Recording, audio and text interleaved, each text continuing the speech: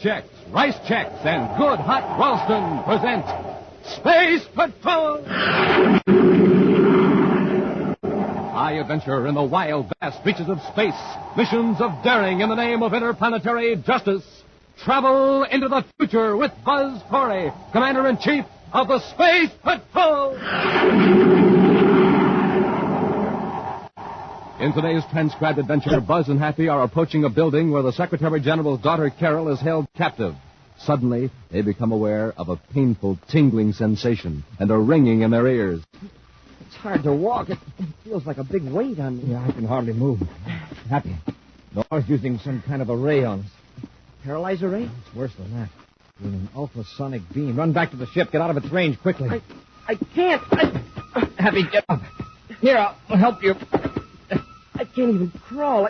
My head, there's 1,000 needles in it. If we don't get out of that beam, it'll shake us to pieces. We'll be back in just a moment with today's Space Patrol story, The Sleepwalker.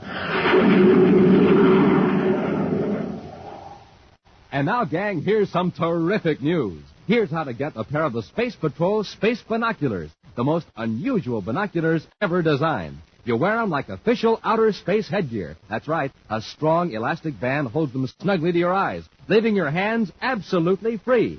Now, these are not flimsy celluloid goggles, not a mask. They're the real McCoy. Big, full-size, solid plastic binoculars you can see way off in the distance with. Overall, they're a complete 5 inches in width, a complete 5 inches in length. And when you wear them, they stand out a full 3.5 inches from your eyes. Powerful? Oh, you bet. These are 4 power binoculars with 4 fixed-focus, pure lucite lenses. You can spot airplanes in the sky, watch for your dad coming home from work, read signs way off in the distance. Truly, the greatest Space Patrol value in all our experience. The most sensational offer we have ever made. Now, here's how to get a pair. Buy a box of Instant Ralston. Then, with your name and address, send 25 cents in coin and an Instant Ralston box top to Space Patrol, Box 686, St. Louis, Missouri. If you don't agree that your space binoculars are absolutely tops, return them, and the Ralston Company will cheerfully refund your money. The address again is Space Patrol, Box 686, St. Louis, Missouri.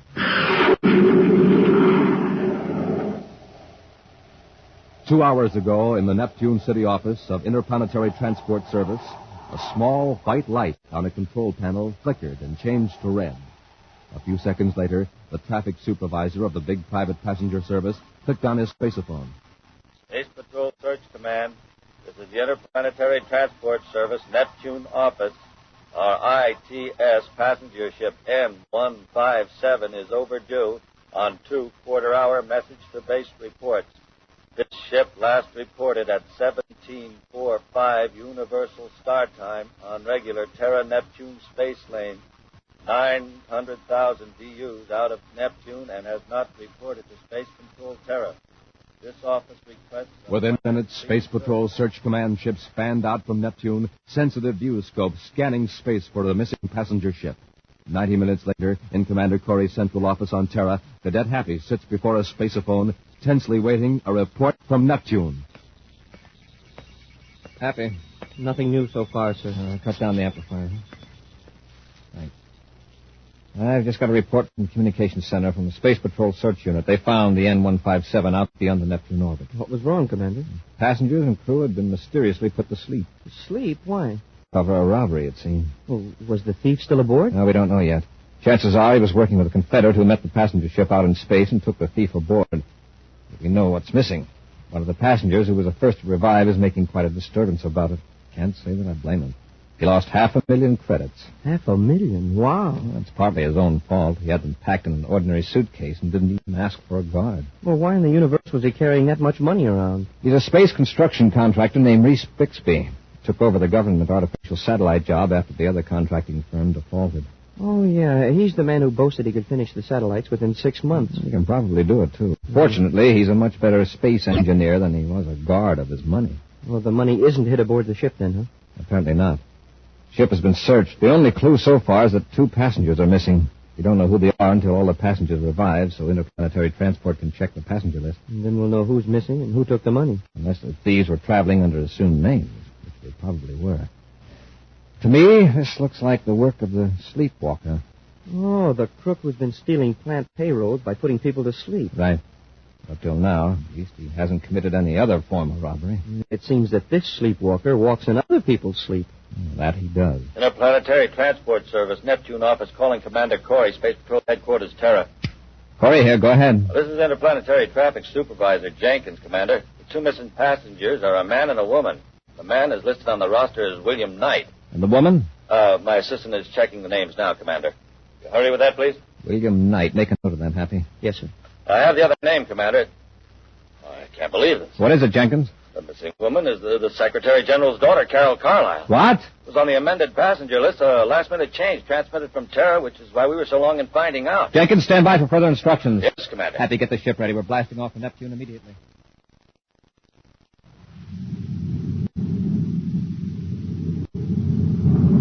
I wish we'd get a report from the Neptune Search Command, sir. Well, by this time, the other ship could be thousands of DUs away, Hap. And we haven't the slightest idea of what kind of ship to look for. Carol shouldn't have made a trip without notifying the Space Patrol. Carol calling Commander Corey. Carol calling Commander On the Corey. miniature spacephone channel. Carol, thank goodness you're safe. Oh, Buzz. I was taken off of a passenger ship inside the Neptune orbit. Yes, we know that. Happy and I are headed for Neptune now. Where are you? The aft compartment of a private cruiser, Class C. Do you know the registry number? Yes, it's PCV-85. I got a look at it when it joined airlocks with the passenger ship. Then you weren't affected by the sleep gas. No, I was in my compartment. When I came out, a man grabbed me and forced me to the other ship. Well, what man? What's his name? Well, he was one of the passengers. His partner calls him Woody. Woody Knorr. Who's his partner? He was piloting the private cruiser. His name is Bob Morgan. You know where they're taking you? No, all I know is someone's coming. Hide your miniature spacephone, Carol, but leave it on. Corey out. I've changed vector for their position, sir. Good, Happy. Increase our acceleration to 4G.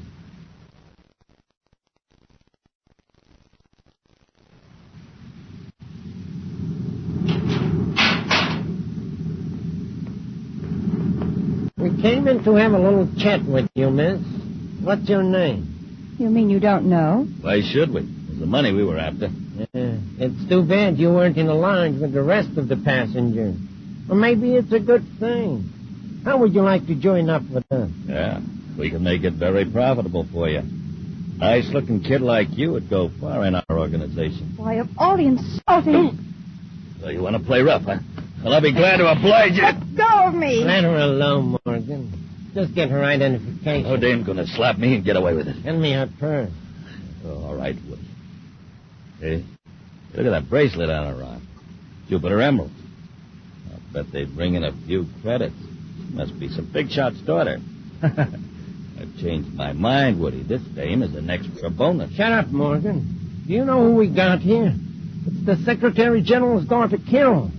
Of all the passengers in the ship we have to trip, the one who could give us the most trouble.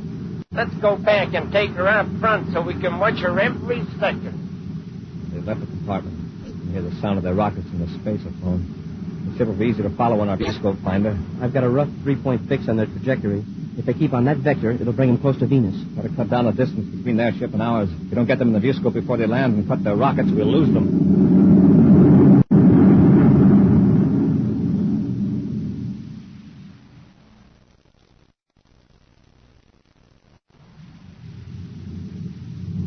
All right, Morgan. Set her down. Venus. By the looks of the landscape, we're near the Southwest Sea, close to the Tycho Mountains. That's right, Miss Carlisle. Nobody will ever find this hideout. Cut your rockets, Morgan. And don't overshoot the rocket port.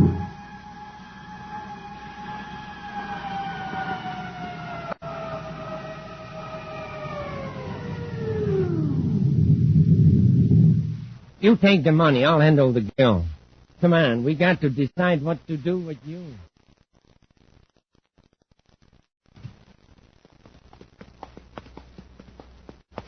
All right. Just sit down and relax, miss. Yeah, you can watch us count the money. We got to reach a decision right away. What do you suggest? Well, we can't keep her here, and we can't turn her loose. She knows too much. Well, there's only one thing. Do away with it. Yeah. But so far, we never had to resort to anything so drastic. That's our own fault. My fault. Just how do you figure that? You just keep out of this. Just leave it to a woman to spoil a man's perfect record of crime without violence. Me, Woody Nor, the Sleepwalker. I pulled off dozens of robberies and never even had to slug anybody. I've got it. You can take some of this money and hire somebody else to take care of it. Morgan, if you know code of ethics, the principle is the same. Hey, listen. Spaceship.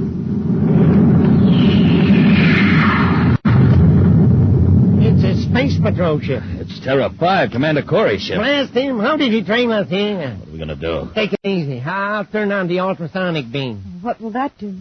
Just watch. I got a scanning device on the roof. It revolves slowly. And when a beam is interrupted by a moving object, ultrasonic waves are focused on it. Ultrasonic waves? What do they do? Well, first they affect the nervous system. They paralyze any living thing within range.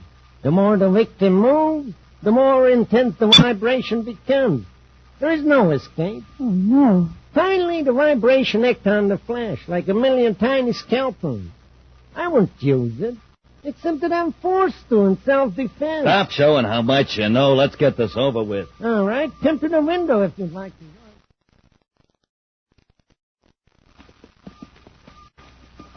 I thought I saw somebody at the window up there in the hideout, Commander. They've seen us. Keep your ray gun in its holster, Happy. Suppose they start firing at us. You may be taking them by surprise. Not? Well, Woody Nor has never used physical violence before in his other crimes. Let's hope he doesn't start now. If you come up here ready to shoot, he may get panicky and harm Carol. Probably figures his own best chance Hey, is to... Commander, I feel sort of funny. Oh, a tingling sensation. There's a ringing in my ears. Do you notice it? It's not exactly a sound, yet... Hey, is this uphill or something? Hard to walk. It feels like a big weight was put on me. I can hardly move. Happy. Nora's using some sort of ray on us. Paralyzer ray. Oh, it's worse than that. Look up there on the roof. See that big metal cone? Following us. We're in an ultrasonic beam. Get back to the ship, Happy. Get out of its range quickly. Happy, get up. Here, I'll help you. Commander, I can't even crawl. My head, it feels like it's got 1,000 needles in it. If we don't get out of this beam, it's going to shake us to pieces.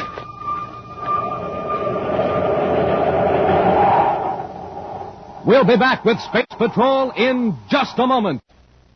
Say, gang, listen to this. Poor old motor. It's got nothing to go on but ordinary fuel. I say, but listen to this.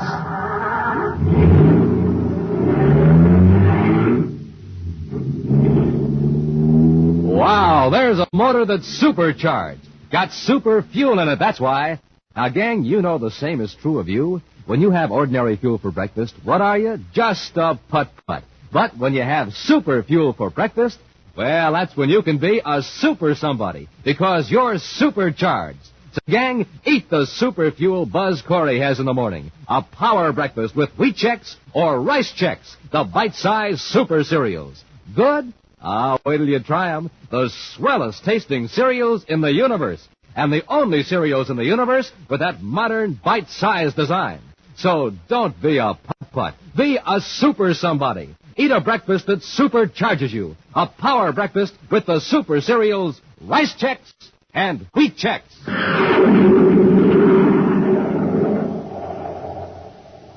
Woody Nor and Bob Morgan have stolen 500,000 United Planets credits from a passenger ship and abducted the Secretary General's daughter, Carol, because she was the only person aboard the spaceship who could identify them. However, Buzz and Happy were able to follow the thieves' spaceship by tracing through Carol's miniature spaceophone. As the commander and his cadet walked toward Nor's hideout on Venus, Nor turned on an ultrasonic beam. The beam could first paralyze and then destroy them. Right now, barely able to move, Buzz and Happy lie on the ground as the high-frequency sound vibrations rack them with pain. Maybe we can roll away from the beam, sir. It's getting more intense.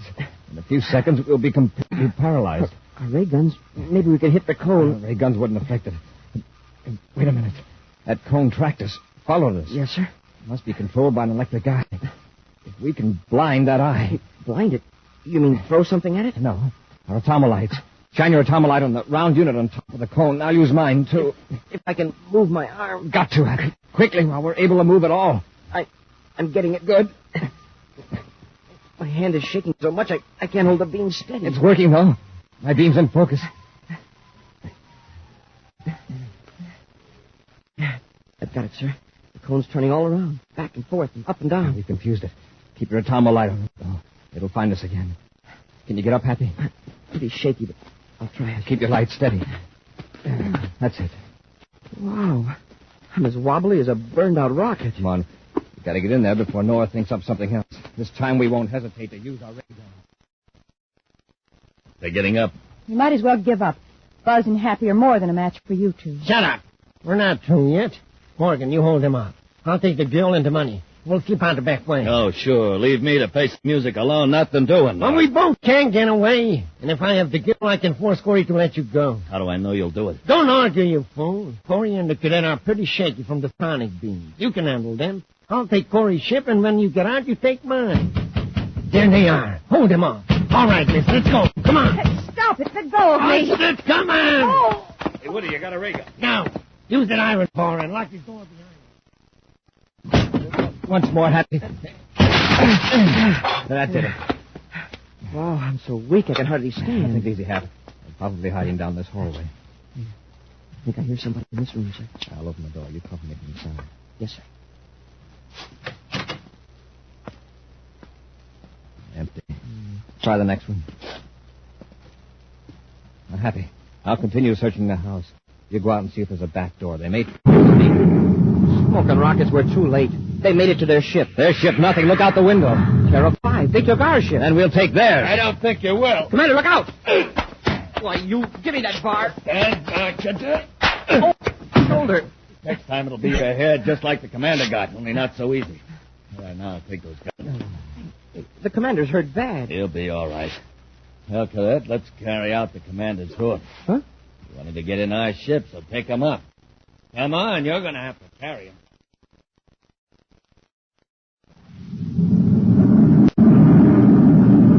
Morgan to Nor. Morgan calling Nor. Nor here. What happened? Everything worked out fine. I have 2 passengers. They're resting secured back aft. Good work, Morgan. You blasted off without any difficulty, then. A little. Everything's fine now. What's next? Say, if we're going to talk business, switch over to the scramble circuit. Okay. Go ahead. Well, we'll rendezvous near the uncompleted artificial satellite. What about our passengers? Well, unload yours on the satellite in spacesuits, and without the jetpack.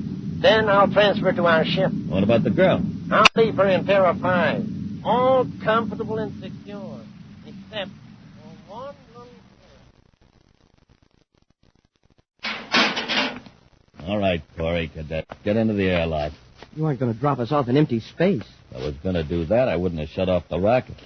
When you open the outer hatch, you'll step right off onto the unfinished artificial satellite, the one swinging around Venus. What about Carol? You're going to leave her with us? You won't be far away. Now get out. Close your helmets and step out. I want to know what you're going to do with Carol. You're going to get a blast of this ray gun if you don't move. I'll tell you about Carol when you're outside this ship. There's Terra 5, sir.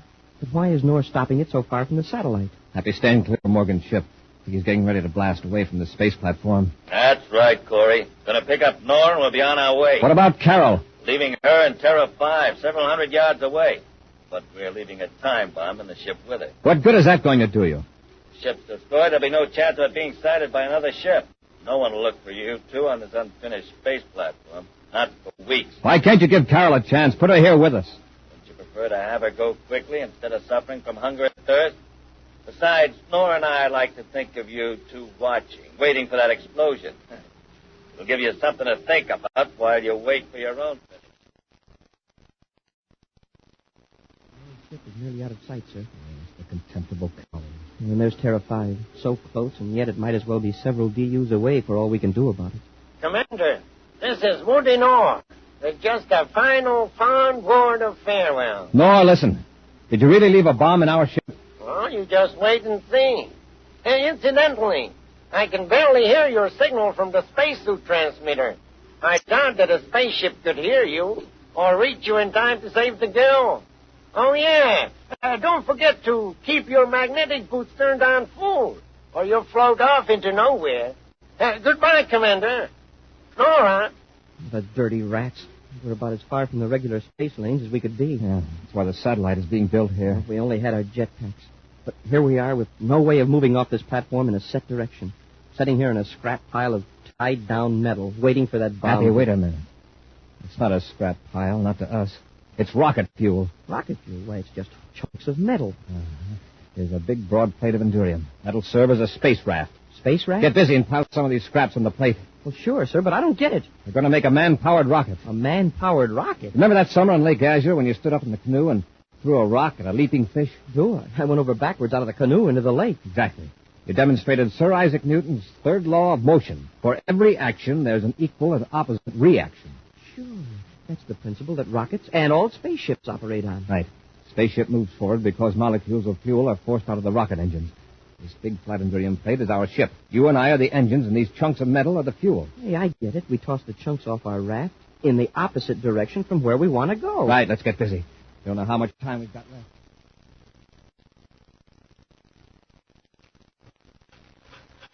There. That's enough scrap metal, Happy. Get on the raft and brace yourself firmly. Yes, sir.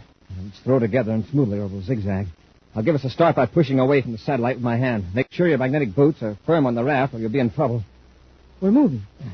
Hey, just like pushing away from a pier in a boat. It's not very fast, but we'll gain speed. We'll start throwing. 1, 2, 3. 1, 2, 3.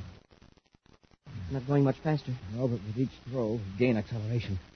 1, 2, 3. 2, 3. Gee, sir. Look how close we are to the ship. Yes, but we're not heading for the airlock. Throw off the right corner this time. That'll turn it. 1, 2, 3. Yeah, that heads are right, sir. We can stop now.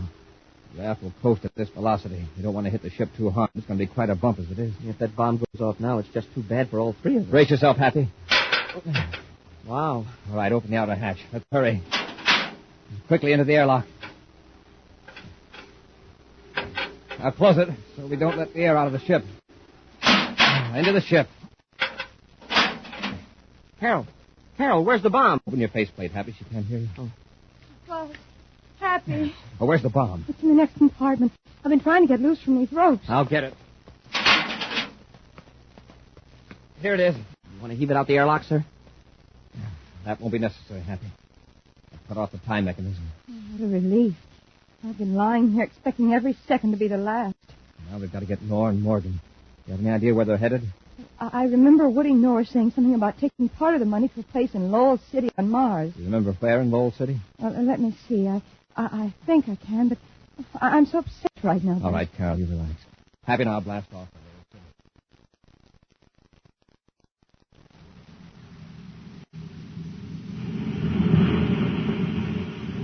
All right, pull the surface core up here, Morgan. Okay. Hello, the city sure looks good to me. Hey, sure this guy can get rid of these credits for us without getting caught? Oh, yeah. He's got a perfect setup. He spreads the stolen credits among the bank's funds. Gives us other money for the hot stuff. Less 10% for his services. Okay, let's get out of the car. I'll bring the load. Help you with your luggage, gentlemen? Hurry. Run for it, Morgan. Oh, no, you don't. Hey, let go of me. This one's for that sonic beam. If that's a gun you're reaching for, drop it. I've got Morgan, sir. Hang on to him, Happy. Get up, Noah, on your feet. All right. Don't hit me anymore. You got off that space platform, but how? Didn't the ship explode? No. We got to the bomb about 2 minutes before it was set to go off. Somebody rescued you. Hey, it's impossible. There wasn't a ship near enough to get you in time. No living person could help you off that satellite. Yeah, you're right, Nora. No living person did. But somebody did help us. One of the greatest scientists who ever lived. A man whose name was Sir Isaac Newton.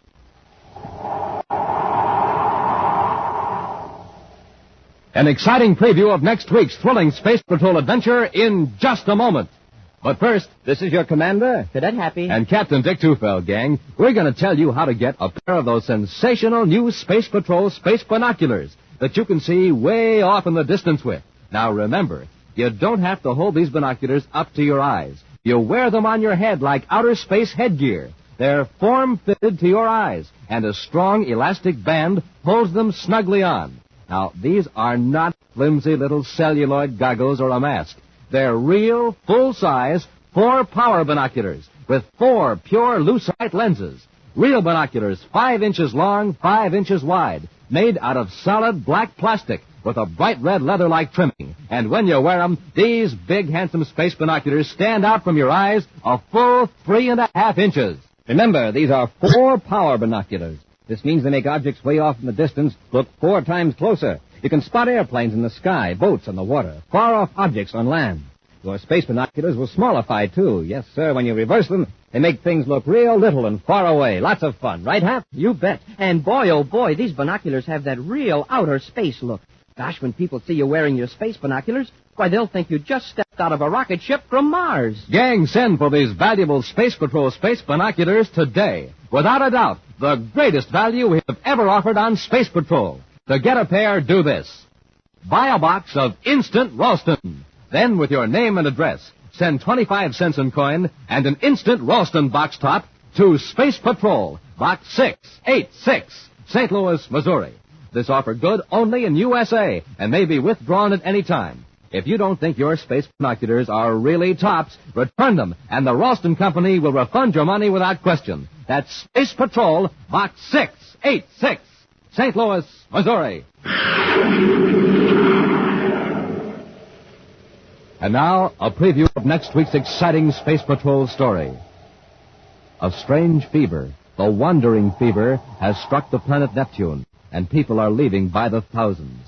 Happy, who's been on Neptune with the commander, has caught this strange fever and taken off alone in a spaceship. As he flies under the influence of the fever, he mutters to himself and is unable to heed the voice of Commander Corey coming over the ship's spaceophone receiver. It's beautiful out here in space. All the planets of the solar system, the stars beyond. Commander Corey calling Cadet Happy. Listen, Happy. There's that voice again, over and over. So far away, so far away. Happy, this is urgent. Listen. The ship you're flying has no landing control unit. Oh, why don't I go to Pluto? Yes, I'll head for Pluto. Happy, listen to me. You're in serious danger. If you try to land that ship, you'll crash. Be sure to be with us next Saturday for the exciting story, The Deserted Planet, when wheat checks, rice checks, and good hot Ralston again bring you Space Patrol! High adventure in the wild, vast reaches of space. Missions of daring in the name of interplanetary justice. Travel into the future with Buzz Corey, Commander-in-Chief of the Space Patrol! Space Patrol, an original Mike Moser production starring Ed Kemmer as Commander Corey and Lynn Osborne as Cadet Happy, was written by Lou Houston and directed by Larry Robertson. Other players were Ken Mayer, Virginia Hewitt, and Bela Kovach. Dick Tufeld speaking.